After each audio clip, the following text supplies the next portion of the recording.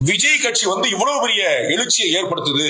எல்லாரும் talk of the டவுனா, talk of the எலெக்ஷனா, மேன் ஆஃப் த மேட்சா ஏன் விஜய் இருக்கிறார் அப்படின்னா, 40 வயசு கீழே இருக்கக்கூடிய பையன் பூரா அங்கதான் உட்கார்ந்துருக்கான். அவனா ஓடி வர்றான், அவனா வேலை பார்க்கறான், அவனா தோரணம் கட்டுறான், அவனா கொடி கட்டுறான், அவனா அவ்வளவு வேலையும் பண்றான், வாலண்டியர் பண்றான். அப்ப அந்த கூட்டத்தை பார்த்து மற்ற கட்சிகளுக்கு கதி கலகுது. இவங்களை கூட்டுறதுக்கு நம்ம குவார்டர் வாங்கி தர வேண்டியிருக்கு, பிரியாணி வாங்கி தர வேண்டியிருக்கு, சேர் போட்டு தர வேண்டியிருக்கு, போக வர வண்டி வைக்க வேண்டியிருக்குது. இவ்வளவு செஞ்சா சடைச்சுக்கிட்டே வர்றான். ஆமா வந்துட்டாலும் அப்படின்றான். அவன் என்னடா காலையில 10 மணில இருந்து சாயந்தரம் 7 வரைக்கும் வெயில நிக்கிறான். உங்களுக்கு புரியுங்களா?